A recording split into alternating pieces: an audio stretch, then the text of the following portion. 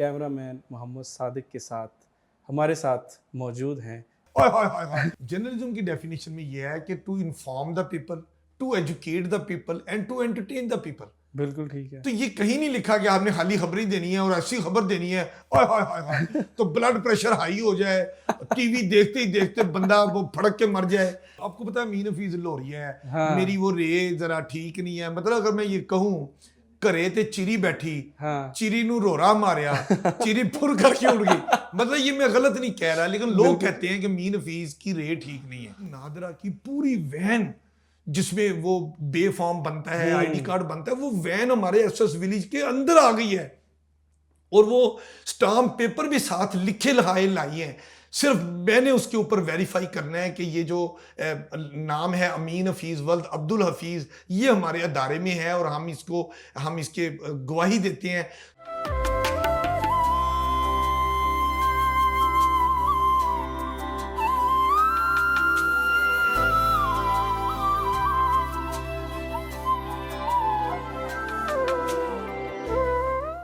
अस्सलाम वालेकुम अहबाब, कैसे हैं आप? उम्मीद करता हूँ खैरियत से होंगे। अंदाज़े नजम के नए प्रोग्राम के साथ आपकी खिदमत में हाजिर मैं जी नजम। और आज एक तारीख़ी शख्सियत हमारे साथ मौजूद हैं। वो शख्सियत जिन्होंने ना सिर्फ अपना एक तारुफ बनाया, पूरी दुनिया के अंदर अपना नाम का झंडा गाड़ा, बल्कि उनके साथ जो काम करने वाले हैं उनका भी नाम इसी तरह है। कैमरामैन मोहम्मद सादिक के साथ हमारे साथ मौजूद हैं जनाब अमीन हफीज़ साहब। अस्सलाम वालेकुम सर। बहुत मेहरबानी नजीब कैसे हैं साहब। सर आप? अल्लाह का शुक्र जी, फर्स्ट क्लास। सर पहले बताइए, आप नजम फेलोज़ में आए, आपको यहाँ का इन्वायरमेंट कैसा लगा? देखिए जी, आपने तो यूं लगता है कि जैसे अदब, शायरी और ये जो हमारा पहचान है इस खित्ते की, आपने उसको उसका रिवाइवल किया है, ज़िंदा किया है।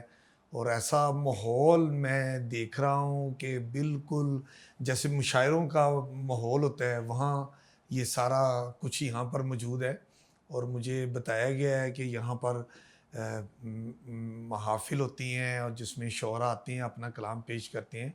और आपका जो चैनल है स्पेशली ये शायरी के हवाले से, उसको फ़रोग़ देने के हवाले से, नए शायरों के और सीनियर लोगों की इज़्ज़त और एहतराम के हवाले से मुझे बड़ी खुशी हुई है कि एक खूबसूरत डेरा आपने तख्लीक किया है और उसको आप मेंटेन किए हुए हैं। अच्छा सर, मुझे बताइए, सहाफ़ती जो मंज़रनामा है, उसके अंदर हम देखते हैं रिपोर्टर्स तो बेशुमार यहाँ पे हमें नज़र आ जाते हैं। उसके अंदर प्राइड ऑफ परफॉर्मेंस लेना और उसके बाद अपने साथ एक कैमरामैन को भी फ़ेमस कर देना, ये तजुर्बा आप कैसा समझते हैं ज़िंदगी के अंदर? देखें जी, अमीन हफीज़ तो जब ये अपनी टैग लाइन थी, कोई भी मेरी डॉक्यूमेंट्री, शॉर्ट डॉक्यूमेंट्री बनती थी, उसमें एंड में मैं हमेशा ही कहता था कि कैमरामैन मोहम्मद सादिक के साथ अमीन हफीज़, जियो न्यूज़, लाहौर। हाँ तो जी। ये पॉपुलर हो गया, बल्कि यहाँ तक हो गया कि किसी ने कहा कि कोई सादक और अमीन हो ना हो, यानी कि हाँ, 62 और 63 आइन की जो 62 आर्टिकल है, वो उसके तहत कोई ईमानदार हो ना हो, सादक और अमीन अगर कोई है तो वो कैमरामैन मोहम्मद सादिक के साथ वाह, वाह! अमीन हफीज। तो ये इस तरह, ये अल्लाह का शुक्र है, काम किया, मेहनत की और आज भी मेहनत करते हैं उसी तरह ही। और कोशिश करते हैं कि कोई काम करें तो यही समझ के करें कि मैं इसी के लिए बना था, इसी के लिए मैं पैदा हुआ और इसी के लिए मैंने तरबियत ली और इसी में मैंने स्पेशलाइजेशन करनी है। तो दिल लगा के काम किया, कभी ये नहीं किया कि जो मैं कर रहा हूँ उसको बुरा भला कहा और हुँ। दूसरों को देख के कहा कि वो बहुत अच्छा है, मैं शायद माठा हूँ। ऐसा मैंने कभी सोचा नहीं। मैं जो भी किया है मैंने उसके अंदर खो के काम किया है, दिल लगा के किया है। और लोग ये कहते हैं कि मीन हफीज़ इतनी बड़ी बड़ी बातें कर जाता है हुँ। और लाइटर मूड में इंफॉर्मेशन विद एंटरटेनमेंट के साथ आसानी से बात सबको समझ आ जाती है। सर इसमें तो कोई शुबा ही नहीं है। अच्छा मुझे बताइए, आपकी ज़िंदगी का एक बड़ा पहलू रिपोर्टिंग करते गुज़रा, एक बहुत बड़ा प्लेटफ़ॉर्म जिससे आपकी पहचान बनी, जिसने आपको नाम दिया, और मैं समझता हूँ कि शायद अमीन हफ़ीज़ को बनाने में भी उनका बड़ा किरदार है। कितना मुश्किल फ़ैसला होता है एक बने-बनाए और लके-बते जो है वो प्लेटफ़ॉर्म को छोड़कर अपना एक प्राइवेट सेटअप शुरू कर लेना और फिर उसके अंदर इतनी ज़्यादा जो है वो तरक्की हासिल करना, कितना मुश्किल है ये? देखिए जी, ये जो बेसिकली मुलाजमत पेशा लोग होते हैं, जैसे मैं भी था, मैंने भी जंग ग्रुप से अपनी सहाफ़ती ज़िंदगी का आगाज़ किया और 20 साल मैंने जंग अखबार में गुजारे, पूरे 20 साल। हुँ, और पूरे 20 साल मैंने जियो टीवी में मैंने सर्व किया, यानी कि मजमूई तौर पे जंग ग्रुप में मैंने नॉन स्टॉप 40 इयर्स सर्विस किया। हुँ, और उसके बाद अभी जब मुझे कोई प्रॉब्लम नहीं थी अदारे में, बड़ी इज्जत और बड़ा एहतराम था, मैंने एक वक्त पे जंग ग्रुप को छोड़ दिया। हुँ, और ये मैंने फैसला किया कि अब मुझे अपना एक डिजिटल मीडिया जाना है, क्योंकि आप देखें एक तरक्की का सफ़र होता है। रेडियो से टीवी आया, टीवी से अखबार आए, अखबार से प्राइवेट टीवी चैनल्स आए, प्राइवेट टीवी चैनल से अब सोशल मीडिया, डिजिटल मीडिया आ गया। तो ऑब्ज़र्व किया कि नहीं, अब नया दौर डिजिटल मीडिया के इस तरफ आना चाहिए। तो मेरा बेटा हसीब अमीन, उसने जीसी यूनिवर्सिटी से एमफिल किया और उसने मुझे बताया कि डिजिटल मीडिया वो बना सकता है। हुँ, और उसने मुझे मतलब तजवीज़ दी कि आप अगर जंग ग्रुप छोड़ दें तो हम इसमें ज़्यादा कामयाब हो सकते हैं। तो बहरहाल मैंने इस सेंस में भी जंग फिर छोड़ दिया कि उधर जो तनख्वाह मिल रही थी, मैं समझता था कि जितनी मैं मेहनत कर रहा था हुँ, उतना वहाँ पर मुआवजा नहीं मिलता था। और मैंने ऑब्ज़र्व कर लिया था कि अब जो तनख्वाह बढ़ने की बात तो दूर, अब तनख्वाहें वक्त पर मिलना टीवी चैनलों में और अखबारात में तो बहुत ही बुरा हाल हो गया। तो हुँ। मैंने ये ऑब्ज़र्व किया था कि अब यहाँ जो बात है ना वो ख़त्म हो गई। तो इसलिए मैंने अपना यूट्यूब चैनल चलाया। मेरे बेटे ने मेहनत की और इंशाल्लाह ताला अल्लाह का शुक्र है बड़ी कामयाबी उसमें मिली। जी, ब और हमने उसमें पूरा पाकिस्तान में ट्रैवलिंग, पाकिस्तान का फूड, पाकिस्तान को खूबसूरत दिखाया और इतनी ज़बरदस्त खबरें बनाई कि लोगों ने वेलकम किया, हमें खुशामदीद कहा। सर इसमें कोई शक नहीं है मतलब हम देखते रहते हैं। अच्छा मुझे बताएँ ये हम बात चल निकली है तो जो ये आप कह रहे हैं सहाफ़ती जो ईवान है हमने देखा कुछ जंग ग्रुप ने कुछ लोगों को फ़ारिग भी किया अभी रिसेंटली। तो आप क्या समझते हैं और 2-2 माह 3-3 माह भी सैलरीज़ लेट होती हैं। तो इतना बड़ा ग्रुप है, इतना बड़ा नाम है, तो ये क्या वजह है कि इतना शॉर्टफॉल आ रहा है चीज़ों का?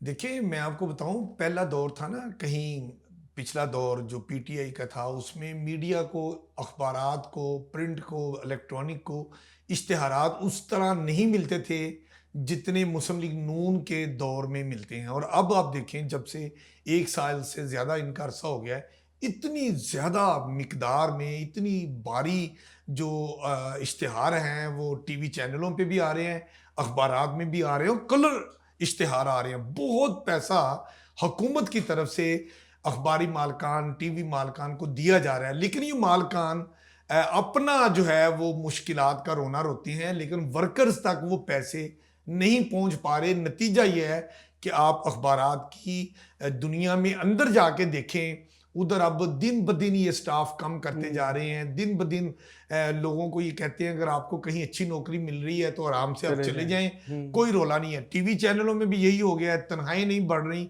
1-2 टीवी चैनलों के अलावा बाकी सब जगह इतना बुरा हाल है कि नज्जम साहब, अगर मैं आपको ये कहूँ कि बाज़ और बड़े-बड़े टीवी चैनलों में 5-5 साल से तनख्वाहों में इज़ाफ़ा नहीं उफ़! हुआ, तो ये मैं आपको दुरुस्त कह रहा हूँ। और अल्लाहु कई-कई अकबर! माह की तनख्वाहें भी नहीं मिल रही, अखबारात में भी बहुत बुरा हाल हुआ है। ये मालकान सिर्फ़ पैसे खा रहे हैं, मतलब कमा रहे हैं, लेकिन आगे वर्करों को नहीं दे रहे। क्योंकि मैंने एक देखा भी था वो सोशल मीडिया के ऊपर कुछ लोग हैं वो उधर पकोड़े बना के तो उसको जो है वो क्या करें, क्या करें? आप मुझे बताएं ना, एक सहाफ़ी जिसकी सारी उम्र ही खबर लेने और खबर देने में गुजर गई और उसने कुछ और सीखा नहीं, ना उसने करप्शन की, ना उसने ठेके लिए, ना वो पोस्टिंग ट्रांसफर में आया, मतलब उसने पैसा नहीं बनाया। जब उसने कुछ नहीं किया और सिर्फ अदारे के साथ मुखलस हुआ और अदारा भी पैसे कमा रहा है, आगे दे नहीं रहा उस तनासुब से जिस तरह उसको आमदनी हो रही है, तो वो फिर क्या करेगा तो सहाफ़ी? मैंने तो सुना ये जितने ये हमें जो जैसे शाहज़ेब खानज़ादा हो गया, हामिद मीर साहब हो गए, ये जो बड़े-बड़े एंकर्स हैं ये करोड़ों में तनख्वाहें और मुआवजे लेते हैं। तो नहीं ये नहीं, क्या ये बात ख्याली सच्चाई है दुनिया की इसमें? बातें हैं, ये ख्याली दुनिया की बातें हैं। कोई प्राइवेट चैनल करोड़ों की तनख्वाह किसी को नहीं देता। दावे से कहता हूं अगर कोई करोड़ तनख्वाह लेता है तो मुझे बताएं, मैं उसको पल्ले से भी इजाफी पैसे देने को तैयार हूं। अच्छा सर, आपका एक अंदाज़ है, आपका एक मुख्तलिफ अंदाज़ आपने रिपोर्टिंग के अंदर मुतारफ़ कराया, जिसका मकसद मैं समझता हूँ कि हर बंदे तक पहुँच गया है कि यार इसको ज़रा रिपोर्टिंग को ज़रा गैर संजीदगी से थोड़ा सा हट के ज़रा डिफरेंट से अंदाज से होना चाहिए। तो ये नेचुरल आपके अंदर आया, या आपने कहीं से सीख के इसको अडॉप्ट किया, या आपने देखा कोई एक आपने काम किया जिससे लोगों को ज़्यादा अच्छा लगा तो आपने कहा यार ये एंगल ठीक है, इसको पकड़ लेते हैं? नजम साहब, मैं आपको एक बात बताऊं, मैंने जर्नलिज्म में आज तक जो कुछ किया है ना, बिल्कुल जिसको कहते हैं ना ऑर्गेनिक, ठीक है। सच्चा। जो आपको पता है मीन हफीज लाहौरी है, हाँ, मेरी वो रे जरा ठीक नहीं है, मतलब अगर मैं ये कहूं घरे ते चिरी बैठी, हाँ। चिरी नू रोरा मारिया, चिरी फुर करके उड़ गई, मतलब ये मैं गलत नहीं कह रहा, लेकिन लोग कहते हैं कि मीन हफीज की रे ठीक नहीं है। हाँ। ये मतलब ये रे को पता नहीं क्या बोलता है, रे करता है। तो जैसे मतलब ये होता है ना कि पेट्रोल नहीं मिल रहा, तो मतलब है कि लोग परेशान हो रहे हैं पेट्रोल पंपों पे। तो मैं अब ये कैफियत अगर टीवी चैनल पे बयान करता हूँ तो मैं उसमें ये करता हूँ कि मैं उसमें जो है एक गाड़ी लेता हूँ, गाड़ी के आगे घोड़ा बांधता हूँ, और ये तासुर है कि पेट्रोल नहीं मिल रहा। हाँ। अब एक फैमिली जो गाड़ी में बैठी है उसने घर भी जाना है, तो उसने घोड़ा बांध के अपने आगे, और मीन हफीज पैंट कोट टाई पहन के घोड़े के ऊपर बैठा हुआ है, और मैं ये कहता हूं कि दुनिया चांद पे पहुंच गई, लेकिन लाहौरी लड़कियां पेट्रोल ना होने की वजह से लाहौर की सड़कों पर अपनी गाड़ी घोड़े के साथ बांधकर चलाने पर मजबूर हैं। क्या बात तो है अगर मैं बात वही बयान कर रहा हूं कि पेट्रोल नहीं मिल रहा, मुश्किल है, लोगों ने घर जाना है, तो ये एक घोड़े को उन्होंने सहारा लिया, घर तक पहुंच गए। अब इसमें मैंने कोई मुबालगा अमेजी नहीं की, कोई उसमें मैंने झूठ नहीं बोला, कोई मैंने रंगबाजी नहीं की, बिल्कुल ठीक है। लेकिन नेचुरल अंदाज में, अवामी अवामी जुबान में एक बात मैंने बयान की, तो लोगों ने इसको पसंद किया। अगरचे जहां लोग पसंद कर रहे थे, मेरे अदारे के सरबराह भी मुझे इस बात पर मेरी तारीफ कर रहे थे, लेकिन मेरे जो साथी कुलीग हैं, जो दोस्त हैं मुख्तलिफ टीवी चैनलों के भी, वो मुझे ये कहते थे कि मीन जो जर्नलिज्म आप कर रहे हो वो कौन सी यूनिवर्सिटी में पढ़ाई जाती है, और उसकी जो जर्नलिज्म की डेफिनेशन है वो तो इसमें फिट नहीं बैठती। बिल्कुल ठीक है। तो मैं फिर उनको ये कहता हूं कि जर्नलिज्म की डेफिनेशन में ये नहीं है कि आप सिर्फ इंफॉर्मेशन देते हैं। जर्नलिज्म की डेफिनेशन में यह है कि to inform the people, to educate the people and to entertain the people. बिल्कुल ठीक है। तो ये कहीं नहीं लिखा कि आपने खाली खबरें देनी है और ऐसी खबर देनी है ओए हाय हाय हाय तो ब्लड प्रेशर हाई हो जाए, टीवी देखते ही देखते बंदा वो फड़क के मर जाए, और वो ये होता है कि जैसे अभी हुकूमत गई अभी गई। तो मतलब है कि आप लोगों को टेंशन ना दें, लोगों के पहले बड़े मसाइल होते हैं, जब वो टीवी पे बैठते हैं आप उनको इन्फॉर्मेशन दें, अपना पाकिस्तान दिखाएं, कितना खूबसूरत हमारा वतन है, कितने प्यारे मौसम है, चारों मौसम है, पहाड़ हैं, नदी हैं, नाले हैं, और ये देखें ये समुंदर हैं, ये आबशारें हैं, कितना खूबसूरत मुल्क है। निकल के देखें ना लाहौर से बाहर, इतना प्यारा वतन है। अगर मीन हफीज उसी वतन को कैमरे की आंख से दिखा रहा है और लोग पसंद कर रहे हैं, तो ये तो मैं समझता हूं कि ये ऐसा करना चाहिए कि हम दुनिया में देखिए, आप जो खबर देते हैं वो आपका हमसाया मुल्क भारत जो है उसको नेगेटिव अंदाज में उठाता है, लेकिन अब मीन हफीज के साथ ये है कि मैं कोई खबर दूं तो वो इंडिया टीवी चैनल उसको उठाते हैं और वो कहते हैं देखें जी पाकिस्तान का एक पत्रकार है जो गाय भैंसों से भी बातें करता है, कभी बादशाह सलामत बन जाता है, कभी कुछ करता है, कभी कुछ। अभी पाक भारत जंग जो हुई है हमारी, उसमें भी मैंने भारत को ये कहा कि वो अमन की जुबान इस्तेमाल करे, डिप्लोमेटिक लैंग्वेज इस्तेमाल करे, अच्छे हमसायों की तरह रहे। ये जो मतलब पहलगाम वाला वाकया था कि उसमें पाकिस्तान को मुलव्वस ना करे। और अगर कोई चीज है, जैसे हमारे प्राइम मिनिस्टर शहबाज शरीफ साहब ने दावत दी कि आप इसकी गैर जानिबदाराना तहकीकात कर लें, हम पाकिस्तान आपको ताउन करेगा। आपने प्राइम मिनिस्टर पाकिस्तान की बात नहीं मानी और यकतरफा इल्जाम लगा के आपने हम पे जंग मुसल्लत कर दी, वो भी रात की तारीकी में। फिर हमारी पाक फौज ने ऐसा जवाब दिया कि नमाज फजर के बाद उन्होंने अल्लाह अकबर करके ऐसे मिसाइल छोड़े कि चंद घंटे के अटैक ने इंडिया को घुटने टेकने पर मजबूर कर दिया। और हमने अपने शो में, जो सियासत टू नाइट मेरा टीवी प्रोग्राम है, मैं उसमें मैंने कहा और इंडिया को बावर कराया कि वो ऐसा ना करे, बिल्कुल ऐसी है। अच्छे हमसायों की तरह रहे, और अगर वो अग्रेसिव होगा, जारियत करेगा, तो फिर पाकिस्तान की जो 8 लाख अफवाज हैं, ये 8 लाख नहीं है, बिल्कुल ये ऐसे 25 करोड़ हैं। तो बिल्कुल। मैंने कहा था कि ये फिर 25 करोड़ अफवाजे पाकिस्तान बन जाएंगे और आपका ऐसा पीछा करेंगे कि आपको भागने की जगह नहीं मिलेगी।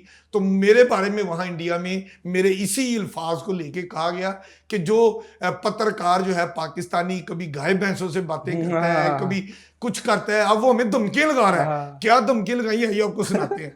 तो वो मेरी बात, तो बात ये है कि आप ऐसे काम करें, अपने वतन की खिदमत करें, अपने वतन को खूबसूरत दें, और बिल्कुल दुनिया आपको और आपकी जर्नलिज्म को ये कहे कि जो अमीन हफीज कह रहा है वो दुरुस्त कह रहा है। बिल्कुल ठीक है। अच्छा सर, मुझे बताइए, अब हम आते हैं इधर इसी तरफ, जानवरों से, चिड़ियाओं से, मुजस्समों से ये आप बातें करते हैं और बड़ी मज़ेदार किस्म की बातें होती हैं। तो ये इन बेज़ुबानों से, बेजानों से बातचीत करने का एक्सपीरियंस कैसा है और इसमें आपको कितना लुत्फ़ आता है? देखिए जी, जानवर परिंदे हम लोग पालते हैं, हमारे घरों में जो पेट्स होते हैं वो क्या है, वो यही है। हुँ। परिंदे भी हर बेशतर घरों में पाले जाते हैं। तो अब देखिए ना, अब जैसे इंडिया पाकिस्तान का वो मैच हो रहा है, तो उसमें ये है कि आज कौन जीतेगा। तो ये हमें कहा गया जी जरा आप किसी एनिमल से पूछें, किसी जानवर से ठीक है। पूछें। तो मैं चिड़ियाघर चला गया। बिल्कुल ठीक। चिड़ियाघर जाके मैंने हाथी से पूछा कि आज इंडिया और पाकिस्तान के दरमियान फाइनल मैच हो रहा है, हाँ। तो हाथी बादशाह ये बता कि आज कौन जीतेगा। तो हाथी के सामने मैंने एक बोर्ड लगा दिया पाकिस्तान का, एक बोर्ड लगा दिया इंडिया का, उसके ऊपर इतना मोटा लिख दिया। बिल्कुल ऐसे ही। अच्छा, जहां कैमरा है उस तरफ से मैंने वो इंडिया और पाकिस्तान लिख दिया, इधर से हाथी आ रहा है, कैमरा इस तरफ से वो देख रहा है। नजम साहब जरा बात हाँ सुनिए। जी। मैंने पाकिस्तान वाले हिस्से में हाथी की पसंदीदा खुराक तो वो, वाह, वाह, और वाह, जो वाह। इंडिया वाला जो बोर्ड था उसके पास मैंने कुछ नहीं रखा। अब हाथी आया, मैंने कहा आज इंडिया पाकिस्तान का फाइनल मैच हो रहा है। हाँ। हाथी से हमने पूछ लिया है कि ये इंडिया जीते या पाकिस्तान, अभी देखते हैं हाथी किस बोर्ड को छुएगा, जिसको छुएगा वो ही आज का विनर होगा। तो उधर तो पाकिस्तान के पास ही सेब पड़े थे, हाथी उसी तरफ आया, उसने उसको खा लिया। मैंने कहा हाथी ने अपना फैसला सुना दिया है कि आज का विनर पाकिस्तान होगा, और ये है वो है। इस तरह सारी वीडियो बनाई और वो ऑन एयर हुई, सारा कुछ हुआ। बात यह है कि आप एक इंफॉर्मेशन लोगों को इंजॉय भी कराएं, उनको मजे मजे की बातें भी बताएं। ये नहीं कि हर वक्त आप टेंशन जॉब करें, वो नहीं होना चाहिए। अच्छा सर, मुझे बताइए, मेरा तो ज़ाती तौर पे मुशाहिदा है कि आप जहाँ पर भी जाते हैं लोग आपको जानते हैं, आपसे मोहब्बत करते हैं और सेल्फीज़ खिंचवाते हैं। कभी ऐसा हुआ कि आपकी जो है कोई नेगेटिव साइड मतलब आपको ऑडियंस से सुनने को मिली हो, या इस तरह का कोई वाक़या हुआ हो आपके साथ? नहीं, अल्लाह का शुक्र है। देखिए जी, मैं अपनी फैमिली के साथ भी, दोस्तों के साथ भी, जब कभी घर से बाहर होता हूँ, मुख्तलिफ तफरीही मकामात पर जाते हैं, बाज़ार में भी होते हैं, मार्केट में भी आते जाते हैं, लोग बड़ा प्यार करते हैं, और लोग वही आप वाली बात सेल्फी भी बनवाते हैं, हमें खुशी होती है। और ये खुशी होती है कि लोग ये कहते हैं कि अमीन हफीज़ जो जर्नलिज्म करता है ये कहाँ डेफिनेशन है।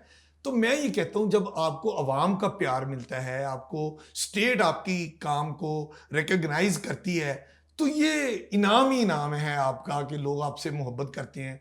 और बल्कि मुझे कई ख़वातीन और मर्द जो हैं वो कहते हैं कि आप हमारे फैमिली में, बच्चों में, बड़ों में इतने पॉपुलर हैं कि जब वो टीवी पे आता है ना कि अब अमीन हफीज़ आ रहा है, या यूट्यूब पे आप अपनी जो मज़े मज़े की डॉक्यूमेंट्रीज बनाते हैं, शॉर्ट डॉक्यूमेंट्रीज, कहता है हम उसको देखते हैं, मज़ा आता है और उसको हम इंजॉय करते हैं। हुँ। तो मतलब ये बड़ी खुशी की बात होती है आपके लिए। अच्छा, मुझे बताइए, डिजिटल मीडिया और जो सोशल मीडिया है, इसमें आप क्या फ़र्क समझते हैं? इसकी रिपोर्टिंग लाइन में और बाकी चीज़ों में आप क्या फ़र्क समझते हैं?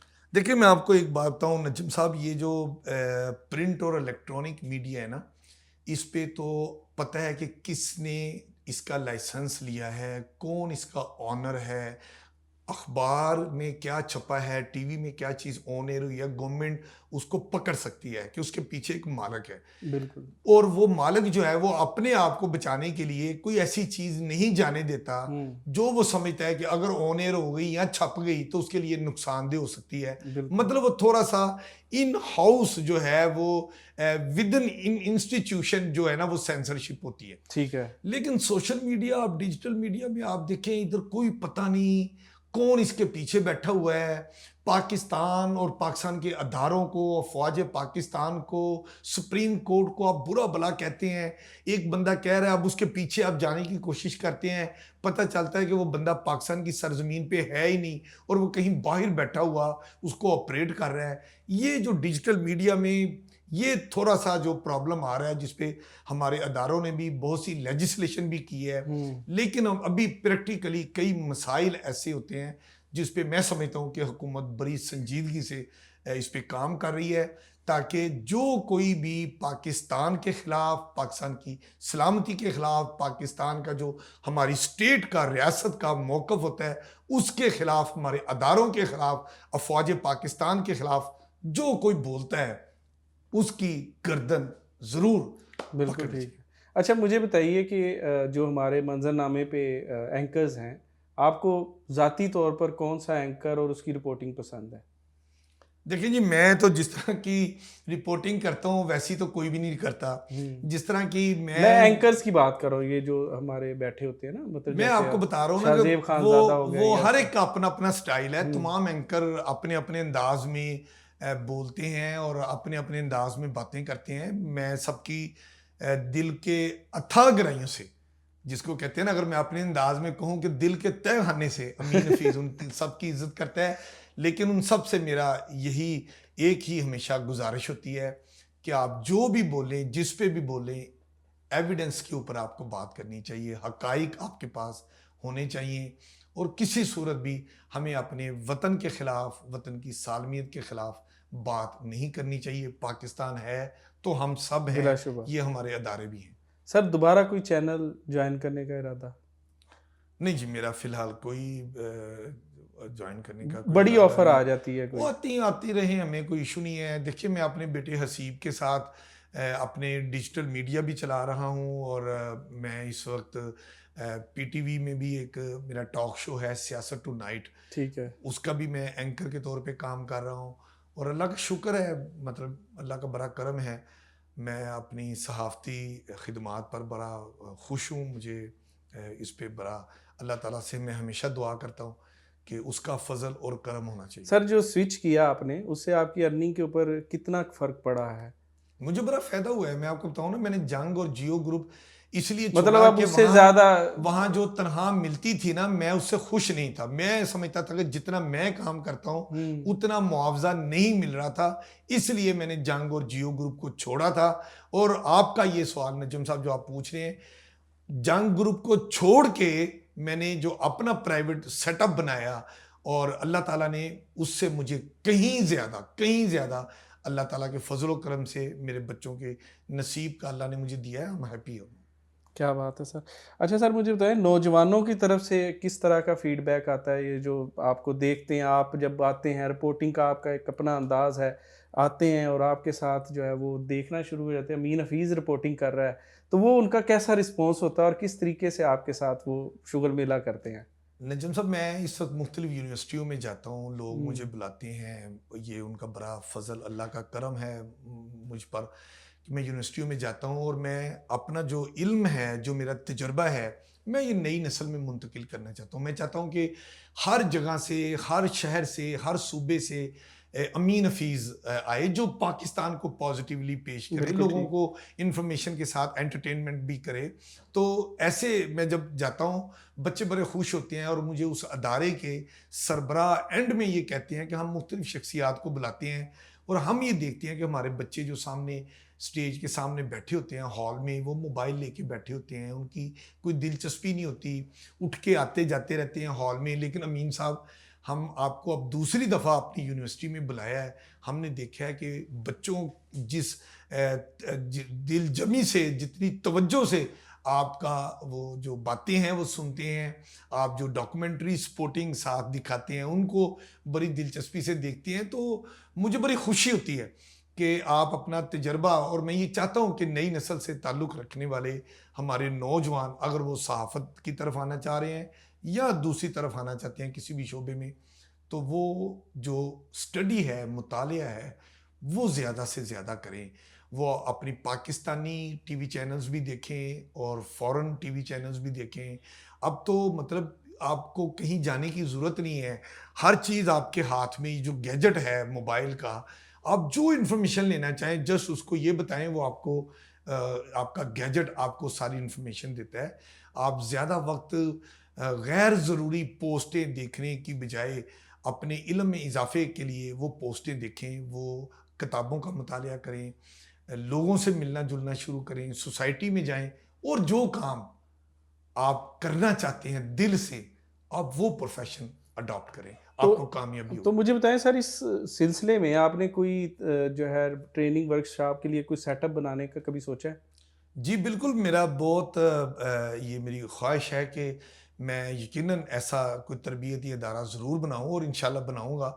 लेकिन फ़िलहाल मैं यूनिवर्सिटियों में जा रहा हूँ और मुख्तलिफ़ जगहों पे जाता हूँ, तो लोगों से इंटरेक्शन होता है, प्यार होता है, मोहब्बत होती है, मज़ा अच्छा आता सर, मुझे बताइए, एक एसओएस वाला वाक़या हुआ है, उसके बारे में मतलब बड़ा दिलखराश सा जो सेटअप है, आप बड़े उसके ऊपर जो है गैर इत्मीनानी की सूरत है, बल्कि समझ लें कि आपको बड़ा दुःख हुआ उस वाक़ये के ऊपर। तो मुझे बताइए ये क्या मामला क्या था और क्या चीज़ है? है। नजम साहब, मैं आपको बताऊँ, ये जो एसओएस विलेज के बच्चे होते हैं ना, या जो यतीम खाने हैं हमारे दारुल शफ़क़त, या हमारे जो ईदी फाउंडेशन के तहत ये बच्चे वहाँ पर पलते हैं, ये वो बच्चे होते हैं जो वालिदैन रखना नहीं चाहते, किसी वजह से वो इनको सड़क पे फेंक जाते हैं, इनके जो झूला बना होता है हुँ। इनके अदारों के बाहर, उसमें रख के भाग जाते हैं।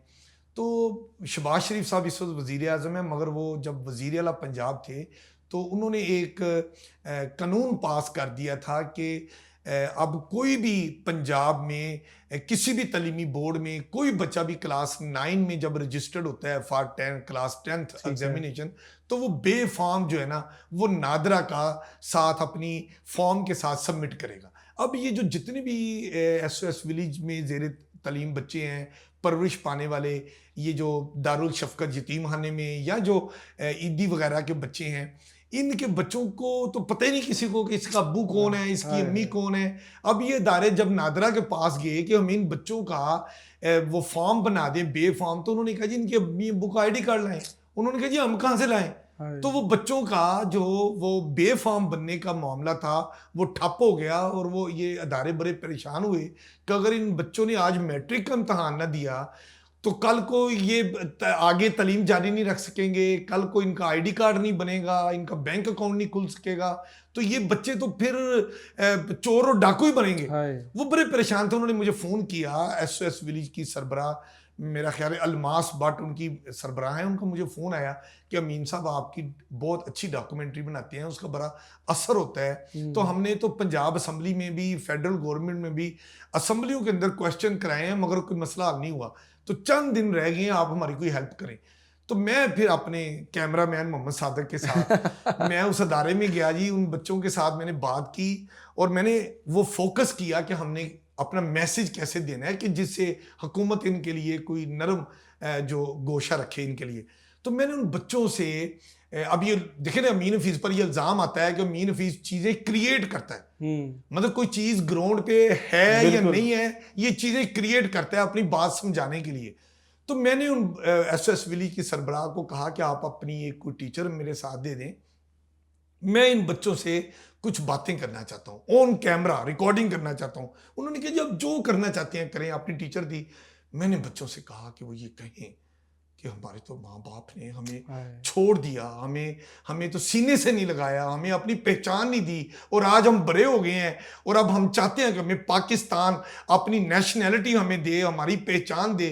तो आज पहले हमारे वालिदैन ने हमें सीने से नहीं लगाया, आज हुकूमत हमें हमारी पहचान नहीं दे रही, तो बताएं हम चोर बने, डाकू बने, कहाँ जाएं, किसका दरवाज़ा खटखटाएं। तो इस तरह मैंने बच्चों से रुलाते हुए उनकी आंखों में आंसू जो उनको नेचुरल मैंने उनको समझाया, उन्होंने बच्चों ने वैसे ही मैं अदाकारी तो नहीं कह सकता, ये उनके दिल की बातें थी। इसी तरह रोते हुए बच्चों ने वो सारे इंटरव्यू रिकॉर्ड किए। और ये फिर जब ये टीवी चैनल पे हमारे ये ऑन एयर हुई डॉक्यूमेंट्री, तो हमारे टॉप सीनियर मैनेजमेंट को ये उस वक्त वज़ीर आला पंजाब शहबाज शरीफ जो थे, उनकी तरफ से मैसेज गया कि वो इस डॉक्यूमेंट्री के बारे में जो SOS विलेज के यतीम बेसहारा बच्चों के बारे में आई है, उस पर वो कुछ कहना चाहते हैं।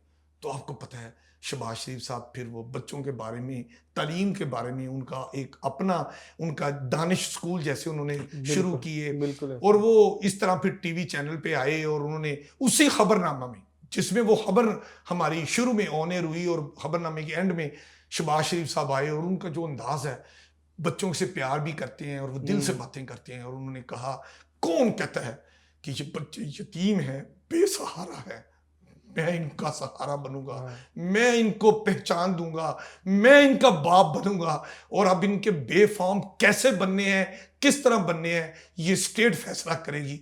तो इंशाल्लाह ताला हम हुकूमत के हवाले से अवाम को ये कहना चाहते हैं कि ये SOS विलेज के बच्चे ये खुद को बेसहारा और यतीम ना समझें। तो अगले दिन मुझे SOS विलेज की सरबराह का फ़ोन आया कि अमीन साहब आप किधर हैं। मैंने कहा क्या हुआ मैडम। कहती आप कैमरा लेके आ जाएं, क्योंकि आपने वीडियो बनाई थी, आपका क्रेडिट है, आप इसका फॉलो अप दें। मैं कहा हुआ क्या है। कहती नादरा की पूरी वैन जिसमें वो बेफॉर्म बनता है, ID कार्ड बनता है, वो वैन हमारे SOS विलेज के अंदर आ गई है, और वो स्टाम्प पेपर भी साथ लिखे लहाए लाई हैं। सिर्फ मैंने उसके ऊपर वेरीफाई करना है कि ये जो नाम है अमीन हफीज़ वल्द अब्दुल हफीज़, ये हमारे अदारे में है और हम इसके गवाही देते हैं। तो वो जो नाम और जो वल्दियत, जो डेट ऑफ बर्थ लिखेंगे, हुकूमत उसी बुनियाद पे SOS विलेज के सरबराह को वेरिफिकेशन को मानते हुए उनका बेफाम जारी करेगी। और इस तरह उन बच्चों को मेरी छोटी सी काविश के नतीजे में बेफाम मिला, और कुछ सालों के बाद मुझे SOS विलेज की सरबराह मिली, और उन्होंने मुझे प्यार से शोल्डर पे मुझे मोहब्बत की, और उन्होंने मुझे कहा कि अमीन जो बेफाम आपने बनाया था मैट्रिक का, आज उनमें से ही बच्चे FA किया, BS ऑनर किया।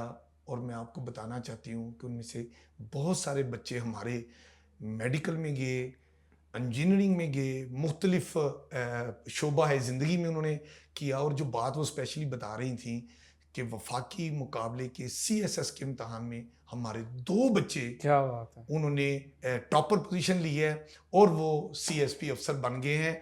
आप उस वक्त ये डॉक्यूमेंट्री ना बनाते, वज़ीर आला पंजाब उस वक्त जब थे शहबाज शरीफ साहब, वो इनका बेफॉर्म ना बनाते, तो इन बच्चों का मुस्तकबिल तारीक हो जाना था।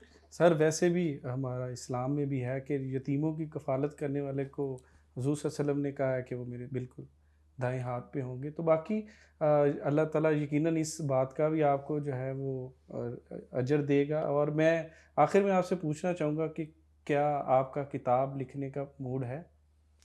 मैं देखें जी अब तक 2 किताबें लिख चुका हूँ। एक मैं यूनिवर्सिटी में जब था तब मैंने यूनिवर्सिटी की पूरी हिस्ट्री लिखी, पंजाब यूनिवर्सिटी की मैस कम्युनिकेशन डिपार्टमेंट की। और उसके बाद मैंने पाकिस्तान में आज तक जितनी भी हुकूमतें, आइन में आपको याद होगा 58(2) भी एक शिक होती थी जिसके तहत प्रेसिडेंट ऑफ पाकिस्तान को इख्तियार होता था कि वो जब चाहे जिस वक्त मुनासिब समझते थे वो असम्बली तोड़ देते थे। तो वो जितनी असम्बली है 58(2) के तहत तोड़ी गई, उसके ऊपर मैंने किताब लिखी थी, आइनी तरामीम उस किताब सही। का नाम है। और अब नजम साहब आपने जो सवाल किया है, अब मेरी तीसरी किताब बिल्कुल प्रिंटिंग के आखिरी मरहले में है और मैंने अपनी ज़िंदगी के ऊपर लिखी है। मेरा असल में सवाल ऑटोबायोग्राफी का ही था। ये मैंने तो अपने बारे में ये लिखा तो है सर कि अमीन हफीज़ कहाँ पैदा हुआ, कहाँ एजुकेशन आंसर की, सहाफ़त की दुनिया में कब आया, और ये सहाफ़त में जो मुनफरिद अछूता अंदाज ये सहाफ़त मुतारिफ कराया ये कैसे हुआ, और उसको प्राइड ऑफ परफॉर्मेंस अवार्ड तक मैंने ला के किताब वहाँ पर ख़त्म कर दिया है। अनकरीब आप देखेंगे किताब का नाम है अमीन हफीज़ की सहाफ़ती शौखियाँ। मैंने कहा शायद कहेंगे अमीन हफीज़ कैमरामैन मोहम्मद सादिक के साथ।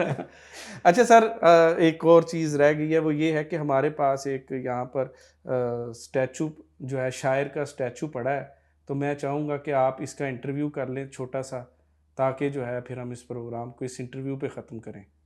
बड़ी मेहरबानी जी, सर बहुत ये हमारा जो है ना, जो है वाह शायर जी। का स्टैचू है सर। आय हाय हाय हाय, इनका जो स्टाइल है ऐसे, आय हाय हाय, हकीकी मानों में शायराना अंदाज में है। जी जनाब, आप हमें, चूंकि ये नज्म साहब की महफिल है और इसमें ये बड़ी खूबसूरत, ये जो हमारे अदीब होते हैं, शायर होते हैं, उनके लिए बड़ी खूबसूरत महफिल से जाते हैं। आप कुछ हमें कुछ अपने अशार सुनाएंगे, या आप नज्म साहब का ये जो ये उनका डेरा है, इसके बारे में क्या कहेंगे? क्या? अच्छा, नजम साहब के सामने नहीं कहना, कान में कहना है? चल मुझे कान में बता दें। अच्छा, वाह, क्या, वाह जी वाह। नजम साहब, इस शायर के स्टैचू ने कह दिया है कि शोरा की जो कलाम है उनकी तरक्की तरवीज के लिए नजम साहब का ये जो डेरा है ये बेहतरीन डेरा है। और ऐसे और बहुत से अदारे होने चाहिए कि जहाँ पर नौजवान शायर आएँ और आप उनकी हौसला अफजाई करते रहें और उनको अपने डिजिटल मीडिया पर हाय हाय हाय हाय हाय उनका कलाम फैलाते रहें। सर बहुत बहुत शुक्रिया, आप सलामत रहें और ताक़यामत रहें। अहबाब ग्रामी, आपने अमीन हफीज़ साहब की बातें सुनी, इनके कुछ अहम वाक़यात आपके साथ हमने शेयर किए, और इनका बहुत शुक्रिया, इन्होंने हमें वक्त दिया। इजाज़त दीजिए, इंशाल्लाह फिर मुलाकात होगी।